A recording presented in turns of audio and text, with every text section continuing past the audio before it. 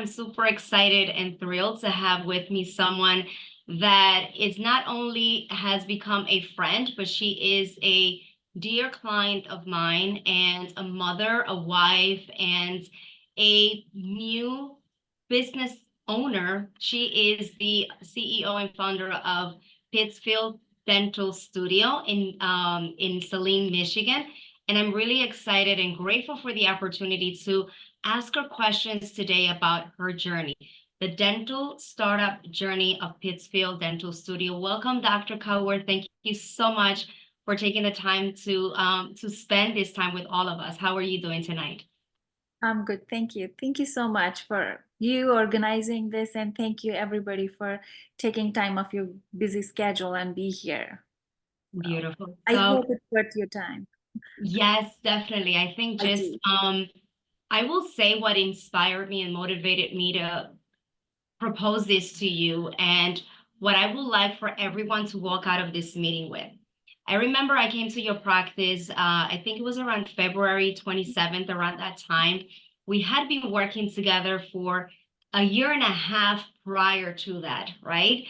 And I was sitting in your living room. We had finished working in the office. It was like your very first day seeing patients with the new team, new dental assistant. We'll talk a little bit more about that. A brand new dental, front desk that you're just getting to know, and she's becoming part of your journey. And your husband picked me up at the airport, brought me to the office, and we came to your house. And when I sat in your table, you went straight to the kitchen to prepare something for me, dinner, and all of these things. And we're sitting on the table, all of us, and I'm picking until all of like the little goodies from India and having a blast on your dining table. And you looked at your daughter, and as we're having conversations about like the day and all of this, you turn to your daughter, who's an absolute amazing girl, and you said, you know what, I'm hoping something to the extent, don't quote my exact words, but you told her how you're doing this and that you want her to know that anything it's possible. And you were hoping that she learned from that, from all of your journey, just because you're making her life easier. And so my very first question, because I think that it's, I related to that so much, because number one, you're an international dentist, you come from a different country, and you were just going about your day about that particular day, but you didn't really understand or comprehend the, like the importance of that conversation and what you have accomplished. So my very first question to you is, how did, the idea of starting your practice come about? And what was the vision and the purpose and the reason why you decided to start on your journey of practice ownership? So thank you. I don't I think it's kind of thing like I have one 12-year, almost 12-year-old daughter, and she's my inspiration and motivation to do everything in my life. So everything I do, I was like, okay, how will it affect her life? I think that's what all parents, we all do. So I was dentist in India, I moved here, then I was practicing here. And I was not much into owning I was like, okay, I'll just be an associate. So I did couple associateships. And the last one I did, I was just in that associateship, I was just my single provider. So when you're a single provider, you see like you're doing everything. You're handling the staff and all that, but at the same time, you're not like you're running everything, but you're still not running it. It's not yours. So then you have some kind of like, this is how I want my practice to be, this is I want it to have. At the end of the day, it's not yours. You can't make the final decision. And then I kind of want to provide, I'm more kind of towards more so I feel like this compelled to create a practice of my own dream. So that's where it all started, like how then I talked to my husband about it.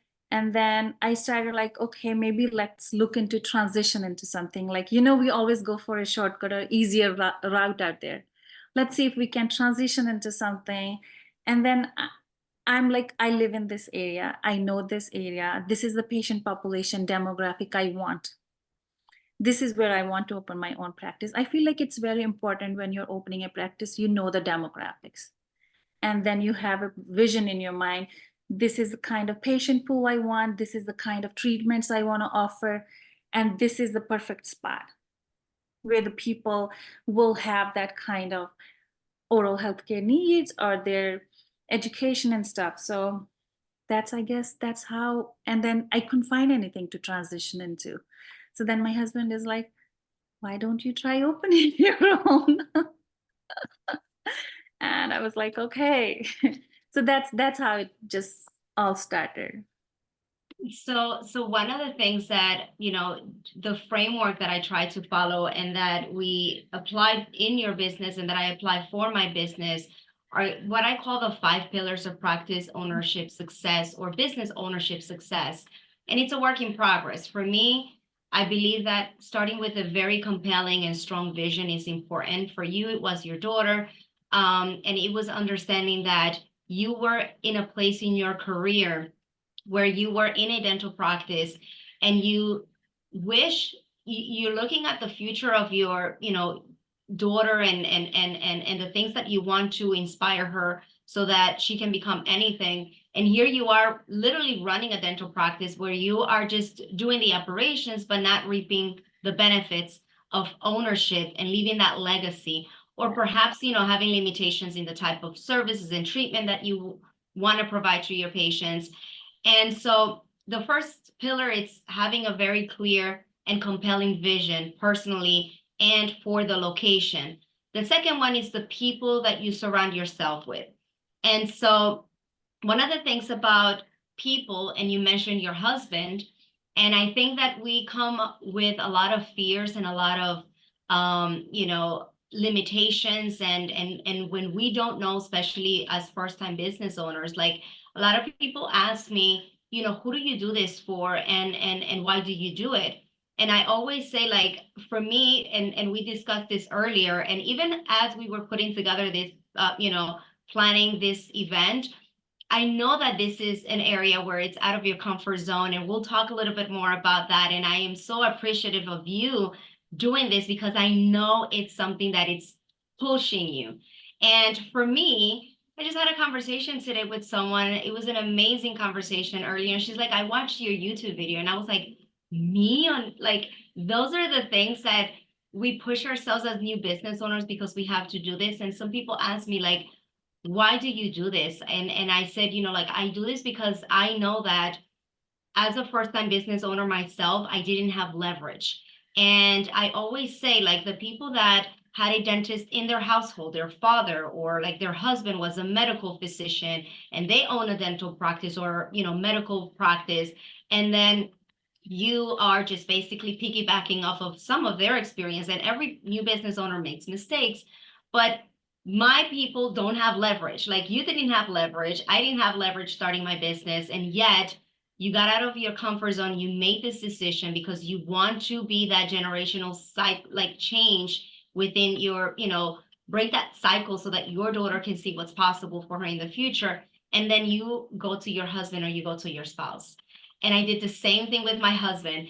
And the second pillar to practice ownership success is the people that you surround yourself with.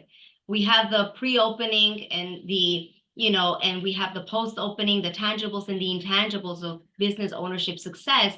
And I think that one of the key components of the intangible, which is the people that you surround yourself with, having that support, being the first one in your household to make the decision to start a business, and coming to your spouse and having their support, it's so beautiful and it's so important. So tell me a little bit more, because Harpal and I are like super cool, but I want you to tell us, give them all the credit in the world for like all of the support. I'll say bringing Pittsfield Dental Studio to life, it was a team effort. It was a team effort, family, friends, colleague, and of course my husband. He's like, he and my parents, my sister, everybody, they kind of like encourage and they believe in my vision. They encourage me, and then so it's like in their encouragement and belief, I feel like it's like invaluable. Like somebody believes in, oh yeah, you feel like, oh, can I do this? And then they're like, yes, you can do it. It's feasible. So that helps a lot. And I feel like then I had before I made the decision, I talked to my friends, like who done this in the past. Like, how did you do it? How is it going? What's the step? What's the financial? And I talked to my colleagues. Like, there's this oral surgeon, he opened last year, like year before me. So I talked to him a lot. There's an endodontist, I talked to them a lot.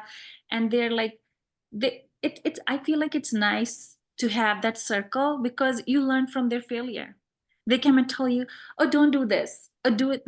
There's one endodontist like 4 minutes away from my office. She told me so many things. Oh, don't spend on this. Or don't do this. Just make a Google sheet for this. Like tiny little things you don't even think of. So I feel like that's very helpful. And then talk to your friends. They introduce you other people, like how Dr. Kaur in Texas introduced you to me. She was like, oh, I work with Maritza, talk to her and see how it is. So things like that. And you helped a lot because I feel like I'm doing this first time. This is my first experience, but you have done this with other people multiple times. So you have seen multiple scenarios come in. And then I feel like that's how, like, my other friend, he introduced me to this architect. Like, I had this vision for my practice, like this is what I want. This is this is the kind of atmosphere I want. I'm very like anxiety focused. So my patient love me because I'm gentle and calm. I help with their anxiety. I feel like I have some patient who follows me through years because they have anxiety and they feel more comfortable with me. So they go where I go. They I don't tell them where I am. They just Google my They name. find you and they follow you. They follow you. Yeah. So that's the kind of vision I had. Like, I want to have this kind of waiting room where they walk in, it's warm and welcoming. So I just talked to my architect about it. He's semi-retired, and I think he did amazing job designing the whole thing. He did. Yeah. He turned that ugly bank into such a pretty, pretty We'll building. touch base a little bit more about that. Like I know you mentioned you wanted to acquire a practice Mhm. and it was just taking long for you to be able to do this. And you were in this office where you were slightly miserable because you were building somebody else's dream.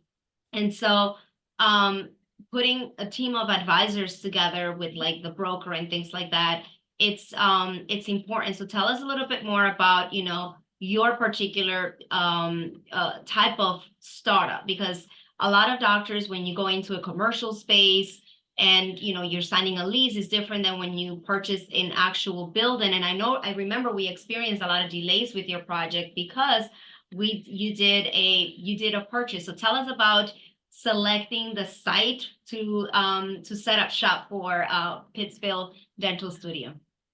So when we were selecting the site, we weren't sure if we want to buy or if we want to lease. So the area I am in, we looked into first. We worked with the reality person, and he said, okay, I was like, just give us all the options and then we'll go from there. So we started looking at the lease options. So I don't know, as an immigrant family, it was too too expensive.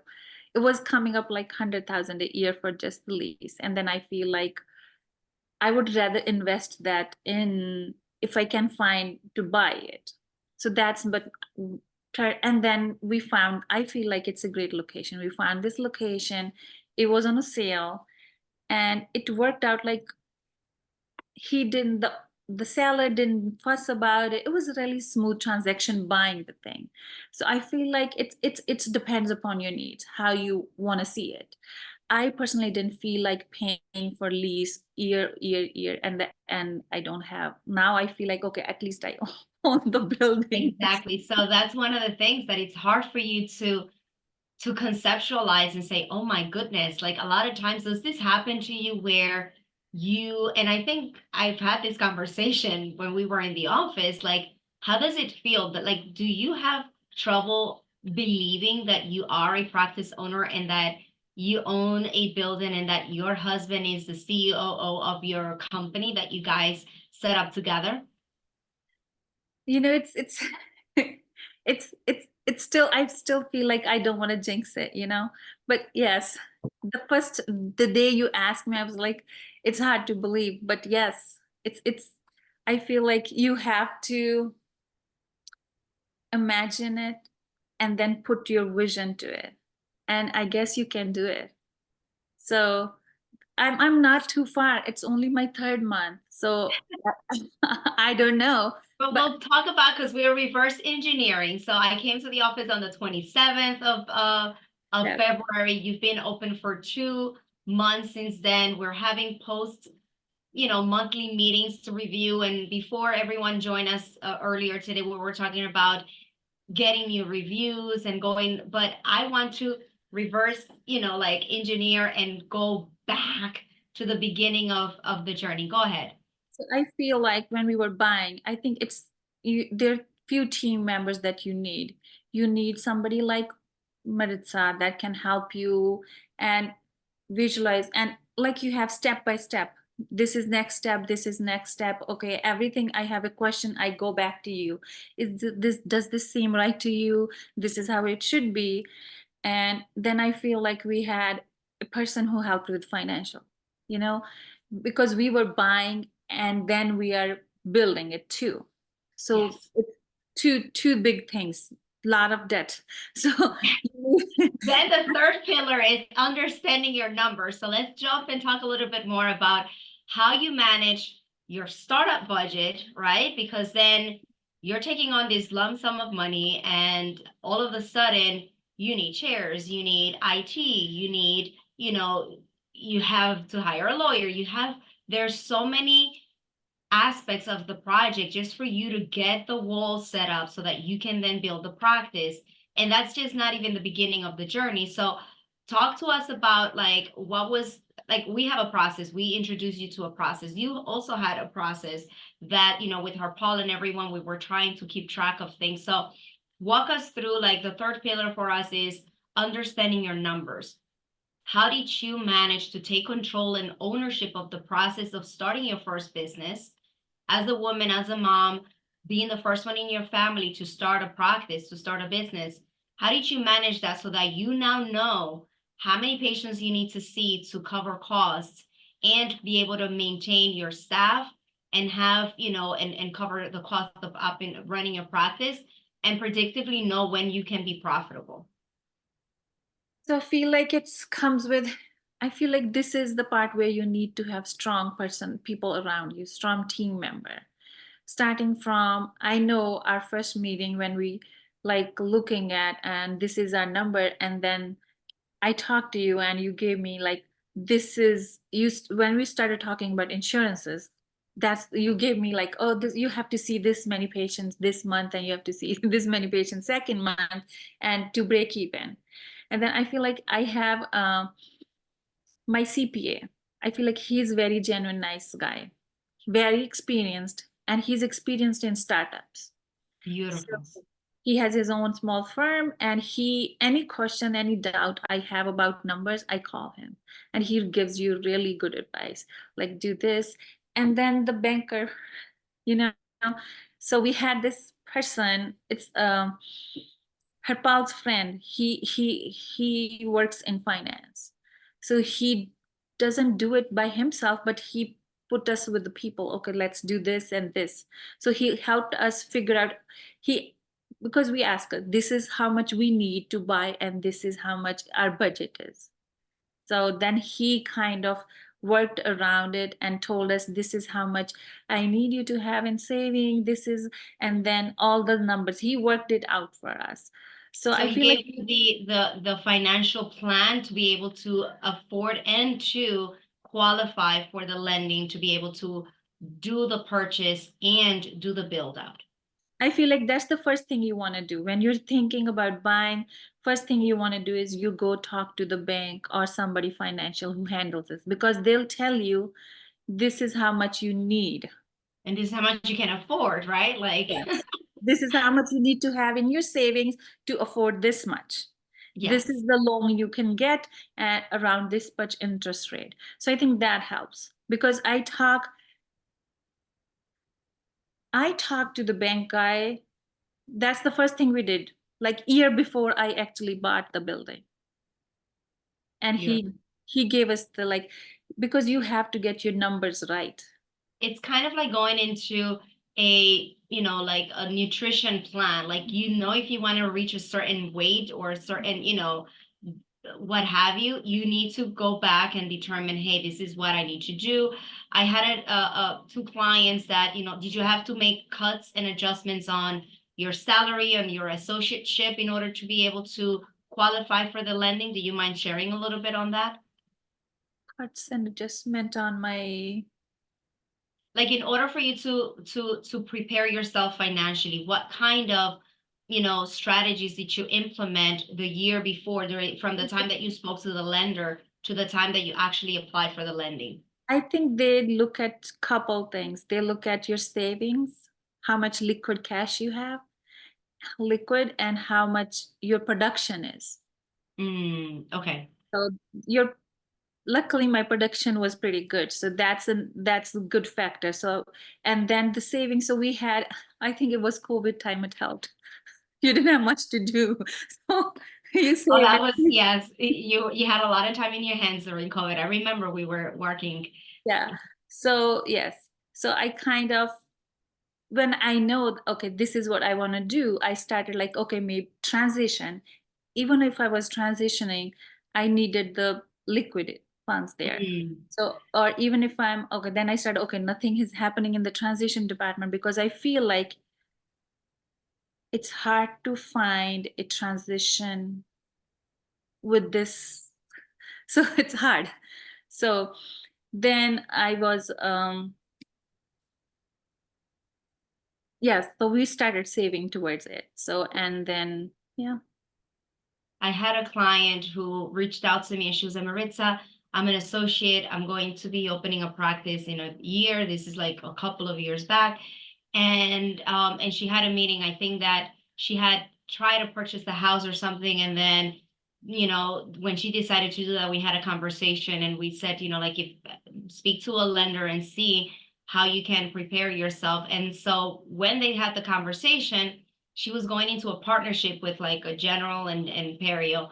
Long story short, they decided to move into share an apartment. They moved out of the deal of purchasing the house because to them it was more important to have Yes. this, startup practice and the same thing. So that's great. So financially preparing yourself is important. Surrounding yourself with the right people, understanding your numbers.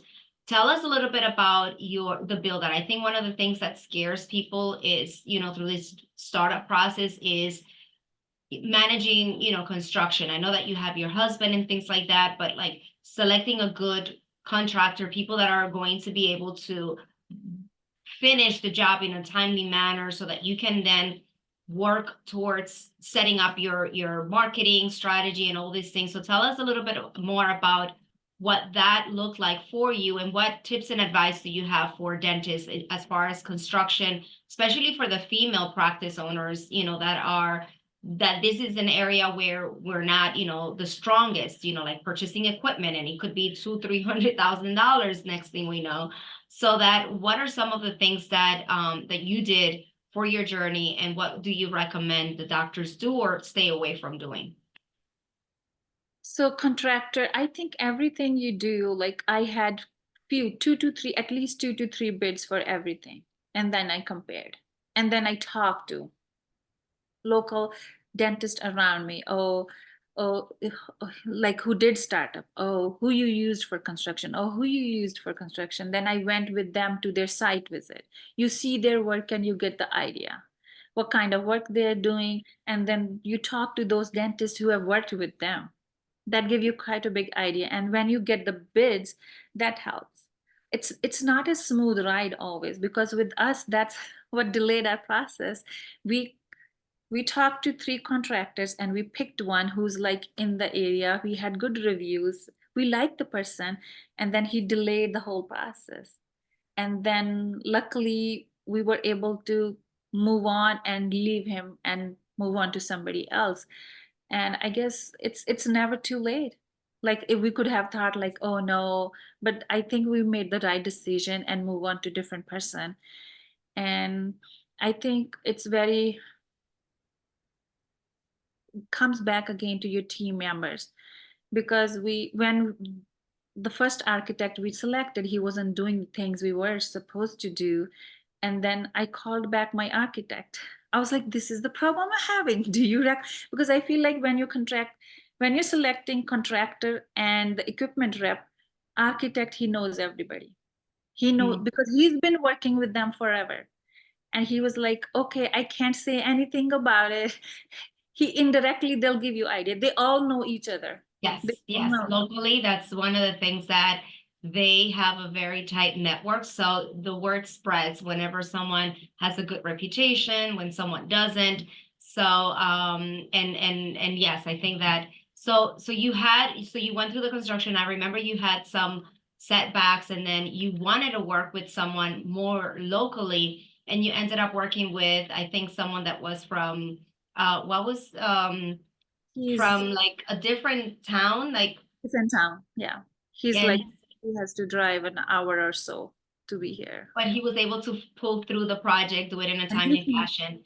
And one thing that it's important for all of you that are watching, that are thinking about your startup journey, if you're doing a lease, the lease is going to have some, like build up time and so on and so forth. One of the very big components of, that free rents, if you're able to negotiate that and so on, has to do with the bandwidth of the contractor. So even if you're dealing with someone locally, and if they don't have the bandwidth because they're delaying the process, like you need to figure out how many active projects do they have currently at this time, because you're going to be on a time constraint with them if they're serving multiple, projects simultaneously. And they may put you in a position where they may delay the project and then you're going to extend the construction period, eat away from some of that free rent time. So, those are some of the things that we think, okay, maybe someone locally it's better. Yes, it's better in times for like, submitting the permits and things like that, but take it with a grain of salt. You have to gauge them and see how many active projects they have and if they're going to be able to meet those deadlines. Does anybody have any questions? Are you finding this helpful and useful? I want to make sure I keep everyone awake. So let us know in the comments if you're finding this helpful. And we're going to start preparing the floor so that we can ask questions and have a conversation to get to know each other a little bit more. So we've gone over the vision, we've gone over people, pre-opening, we've gone over understanding the numbers. Now let's talk about, we've already found the location, we purchased the site, or we signed the lease, let's just say. We got to kick up operations. Now we're talking about the people that are going to be part of your team post-opening. So now I want you to take me from the journey of having your team in place. We're not going to talk a little bit more, a lot about insurance, which you're learning a lot about, right? yes, every day I learn something new. Yes. And so we basically, that was somehow part of the journey together and like, well, the construction was undergoing. We were working on putting together like all the operational milestones that were getting us closer to a smooth grand opening or soft opening date.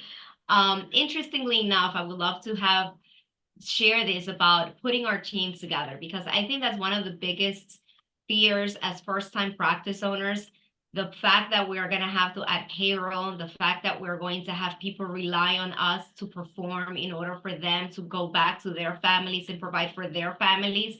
So like we can live with our, because they gave us the okay from the very beginning. Like, we had a conversation with our spouse. We can cope with them, with us having our low ups and downs. But when we are putting ourselves out there as employers, it's a huge undertaking.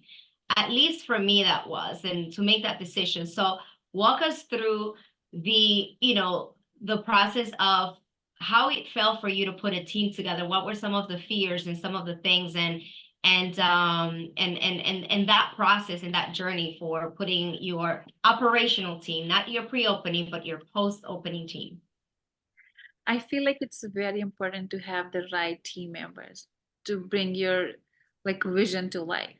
You like there's certain kind of things you want, there's certain kind of treatment you want, and I feel like you need to have that support from your team.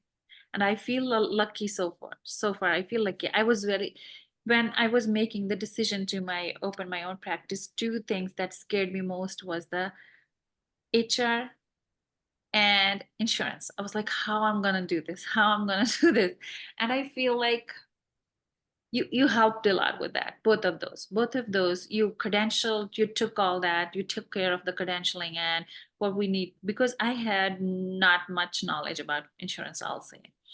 And you and Sylvia helped a lot with the all the HR thing. You guys, how you made the employee handbook and all that kind of stuff, created templates, and we started interviewing the people. So I think I was lucky that I had Lisa that come. She decided to come with me. So you did solicited or unsolicited a former clinical dental assistant, which I always feel that is important, and a lot of doctors ask me like, Maritza, what do you recommend, and so on and so forth, and I say, well, we have a process, we have an ad, they can apply to the ad. And I think we had the interview with her. She Yes. applied for the position just like everybody else, but we knew who was going to be selected for the position. She told me, she was like, I was not sure when you had me go through all those interviews, like, why she's making me do this? Is she gonna actually hire me or no? So, but no, I feel like it's important to have the right team members. And you'll go through those hoops and you have some hiccups like we had. We hired the front desk person. Everything was ready, and day before was supposed to come for the training, she said, I can't come. And then I was like, oh my God, what we do now? And I call you, you're the first person. I was like, oh, Maritza, this happened, what we do now? So then she come, then luckily we found Ashley. I feel like it's, yeah, it worked out. It was kind of, just so you guys know, it was one of those things where we had like this emergency mode, like we need to get a full, like we need an exit interview. I told her we need to find out the reason why. And this is a lesson for everyone, like getting and connecting with people, not just communicating with people. So we found like this really great candidate, but she accepted the offer and then she retracted accepting the offer. And we were left like, we had her scheduled for training with me like the next day. And Dr. Kaur is just like, what do I do now? And so we're like, okay, we're going to definitely open the ad. Then you're like, oh my gosh, somebody applied for the position, like let's call this person. And I'm like, okay, so let's keep our options open, have a conversation with the new candidate, and let's do an exit interview for this girl. Let's find out.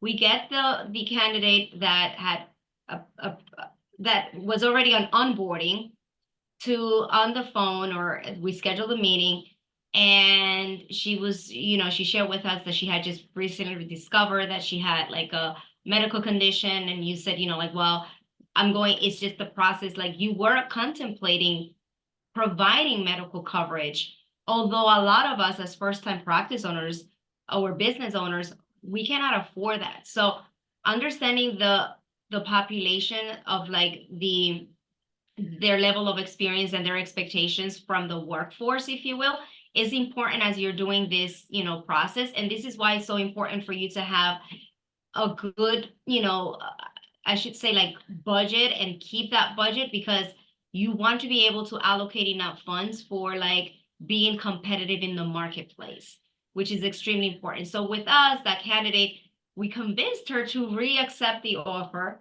And then when Dr. Kaur had the conversation with the new candidate, and then she was like, but I like this one more, and this one has even more experience. So things happen for us, not to us. I'm a strong believer. And then we had to do the dirty work of going back to the candidate, right? After she had agreed to like wait for the benefits to kick in and all of that, to say, like, thanks, but no thanks. Like, we accept your denial just because we were behind the scenes trying to see if we could find a replacement. And we did. We were so lucky and so blessed. And your very first review was a result of what? Tell us a little bit more, because I remember that conversation also in the office. Yeah. Okay. Yes. Yes, she's really, my team members, they're really good. So they're really good. I feel like it's a two-way street. You have to keep them motivated, and you have to have them part of, like, they feel like they're part of something. I feel like that's how it's going. It's only 3 months, but that's how it is going so far. Yeah, she's amazing at what she does. I think she just scheduled, answered some phone call, and she just scheduled this person, and that person went online and they left a review that I just talked to her. They just scheduled my first interview. So that's amazing. That's feel good for her too. Good, like for her it feels good, because she took a break of 5 years and she was coming back, and she had her own insecurities, like how I'm handling this. Yes. And that boost her confidence and her skills, like, no, you got it. You Yes. got it. And I think that, the reason why I'm sharing this, it's because we had a conversation in the office, and Dr. Kaur had invested as a startup practice on getting consulting services so that she can be guided through this process. So she came across as someone that had systems and processes in place, even though she's a first-time business owner. She didn't go in as like, let's trial and error. She came across as a leader by association, because there are people that are going to be supporting them along the way. Now, one of the things that when we were in the office and we're having kind of like a leadership training conversation, which is the fourth pillar, training and mentorship and leadership training, had to do with, how Ashley was asking me, and I can relate to this. And I'm telling you, as a former front desk person, when we are hired for like the front desk position and you are a first-time practice owner, if you're scattered, if you're lost, we're going to feed off of your level of understanding of the process of starting your business. And yes, we could be morally committed to you, but if you are scattered, we're going to feel insecure. And one of the things that, that I shared with Ashley was, and I think I share it with both of you, that when we start a practice and we are new employees at a particular new practice that we know has a lot of, expenses against, like, that first patient that comes in, that second patient that comes in, it's a hard, it's a load on us mentally when we're like, it's different when you go into like a running practice as a new employee, because there's already like all these things, you're just taking it from there.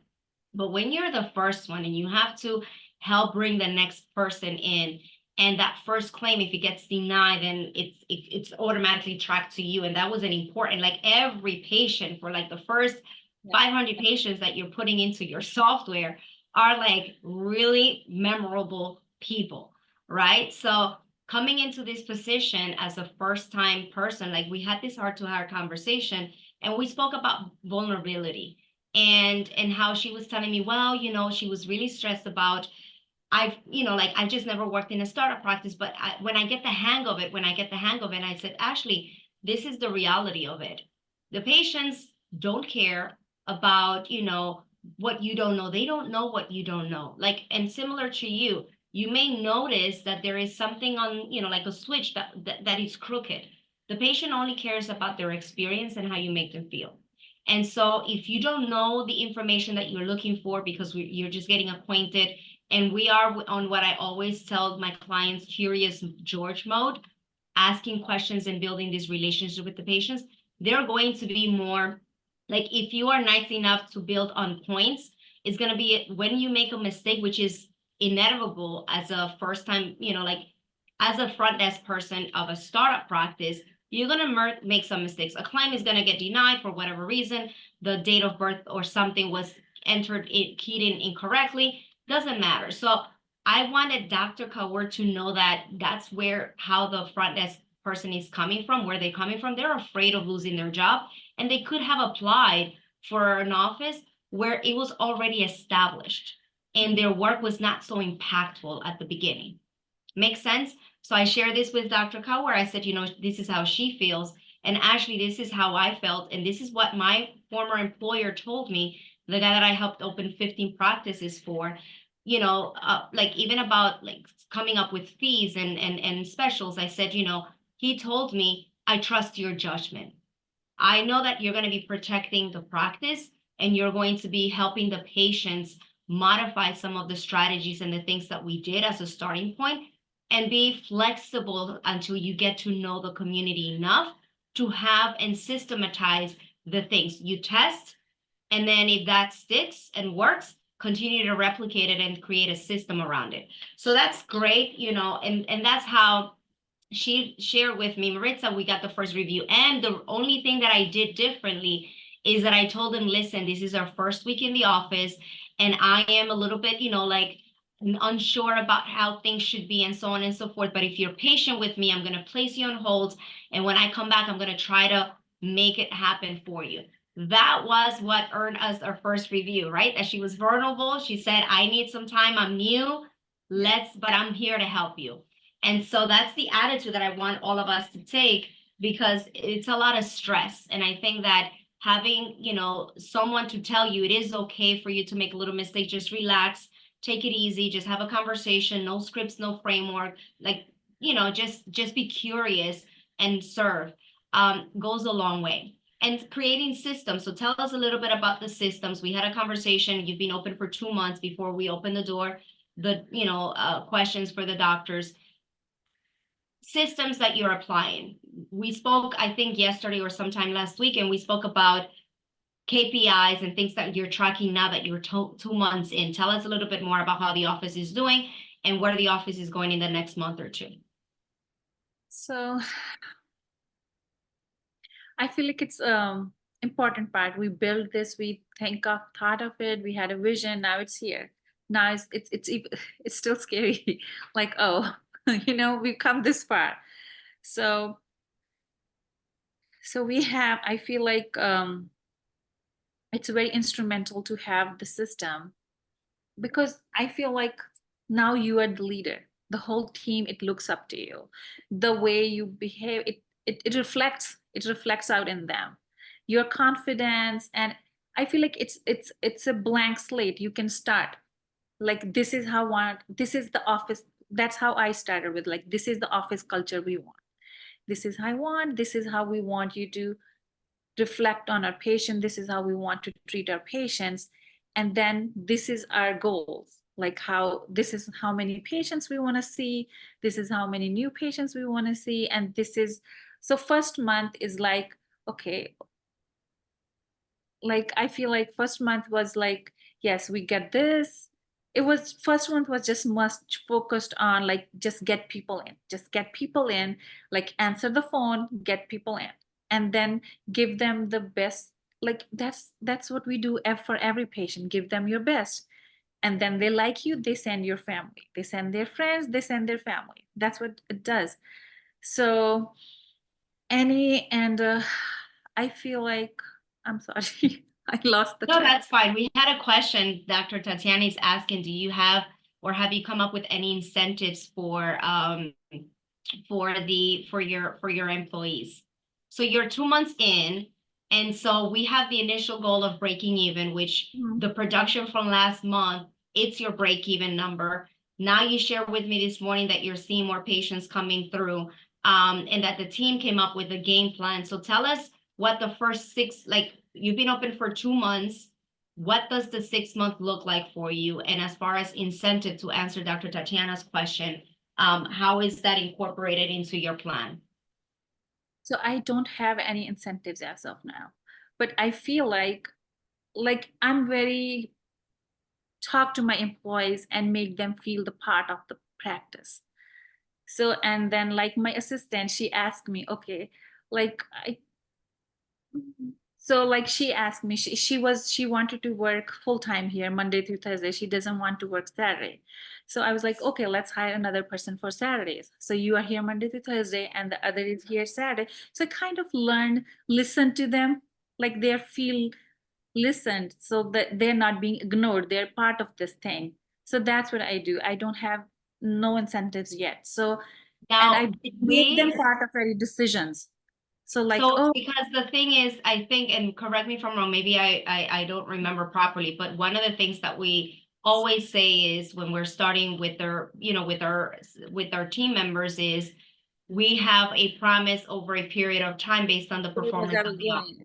So Yes. is that what we did with Ashley? Like she had a starting salary and then like, no. Ashley is the one who want to move on to higher position. Okay. We Okay. just hired her like, okay, we see how you work. So because she always worked as a first as insurance coordinator and as a front desk, she never worked in an administrative job. So she has to prove herself. I think that's her incentive.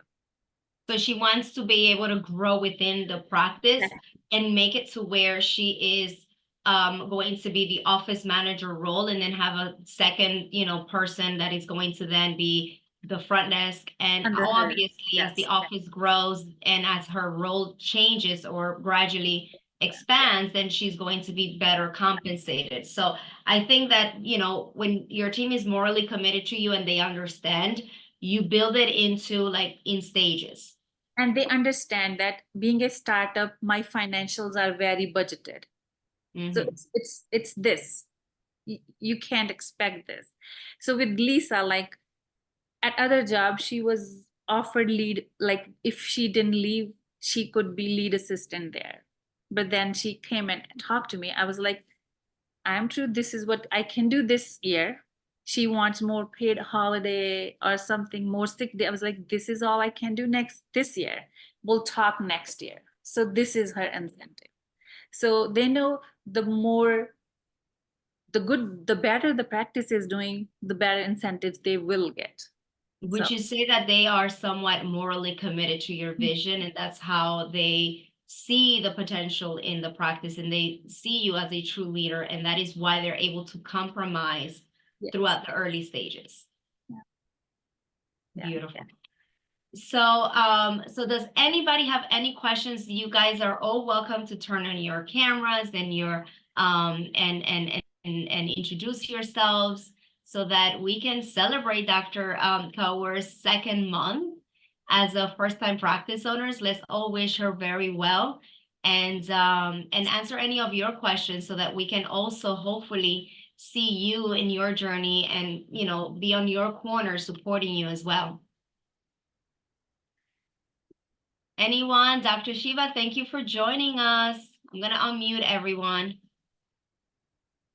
Just gonna throw you on the spot. Hi, Dr. Archana, how are you?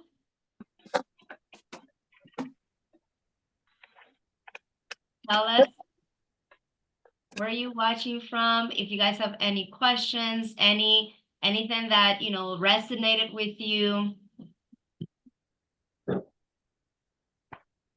Hi, Dr. Archie. Hi.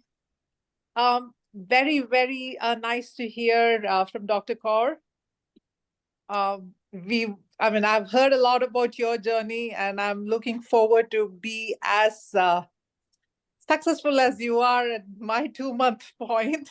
And it's kind of heartening to hear that, it's not as stressful and as bad as you would think, hiring and insurance. Yes, we'll all get there.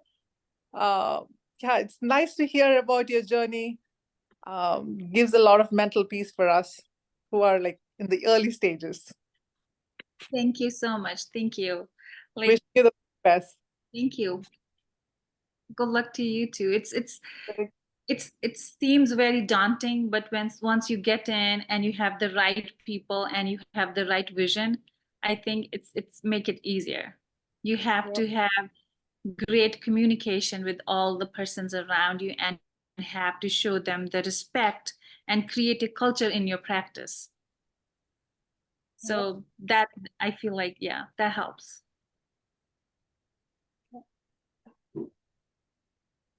Thank you, Dr. Archie, for showing that. Hi, Dr. Shiva. So Dr. Archie's opening her practice. Let's all celebrate for her. She's opening a practice in Reston, Virginia.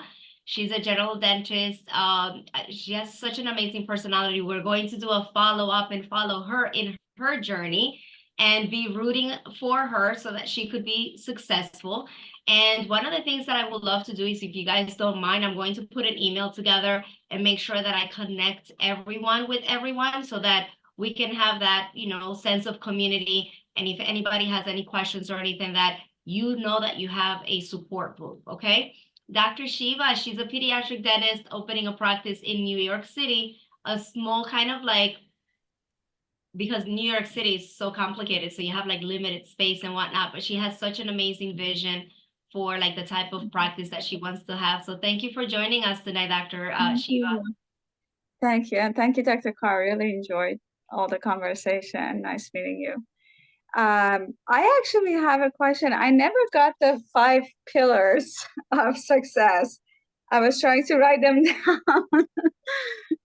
So I will share those. So first Okay. thing, you want to have a very clear and compelling vision, right? You want to surround yourself with the right people. That's the second pillar. You want to be able to always understand your numbers. That's the third pillar.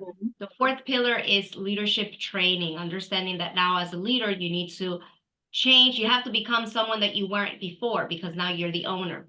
And then the fifth pillar, it's systemizing the things that work for you, and the ones that don't work, making sure that you're improving inefficiencies within the practice. We spoke about how the vision starts with you making the decision to start your business.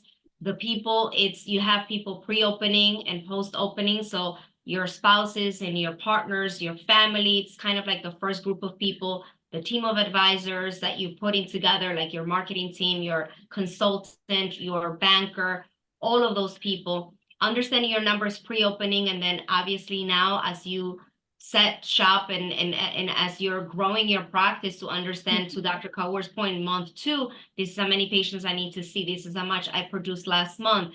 Am I breaking even? When am I going to be profitable? So that you can then, as you get to know your numbers post-opening, then you're able to create those incentives that you can then go back and have proof data to support the milestones and the expectations of your team as your business is progressing. We spoke up, so those are the 5 pillars. Okay, thank you. It's very helpful, actually. Yeah, I mean, I'm sure I'll have a lot of questions as we go forward, but right now I can't think of anything. Yes, no, for sure. So I think that this has been, I mean, if you guys enjoyed it, I'm happy to, like, as I said, put an email together so that we can stay connected. And, like we posted Dr. Kaur's page on her on the chat, so you guys can go in, like her page, follow her, show her support. I think one of the things that we didn't touch on is how, like, personally, I didn't grow up, like in front of a camera or like being, a social media butterfly. And as a business owner, one of the things, that I struggle with is showing up and staying consistent and not relying on like only the marketing people behind the scenes, like the digital marketing aspect or the marketing company whose end-to-end business is just another book of business on their thing, but to take ownership of my business, or for Dr. Kaur to expand and be creative and work with the team on finding ways to lower the cost of the marketing, because you cannot put all of your eggs in one basket.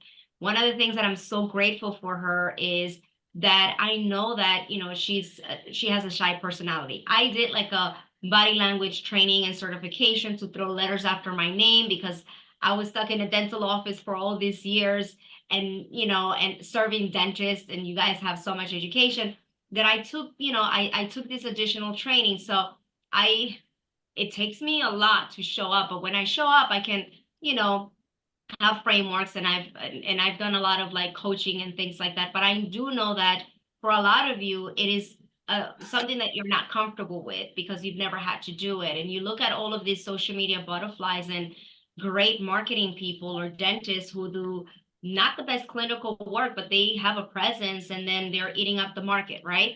And so Dr. Kaur helped me, and she's supporting me, but she's using this also as training for her, because she needs to now, as a business owner, be the leader and make sure that Pittsfield Dental Studio becomes the vehicle for her daughter's growth, for her husband's support, and for Ashley and Lisa, the people that have trusted her with, their, them being there, that she needs to do things that she's never had to do in the past, that now she's, as a new business owner, in a place where she needs to get out of her comfort zone. So let's congratulate her and celebrate her success, and get inspired and motivated and hold ourselves accountable, because if she did it, if I did it with all of my limitations, so can all of you that are here tonight. And I'm so grateful that you took the time to join us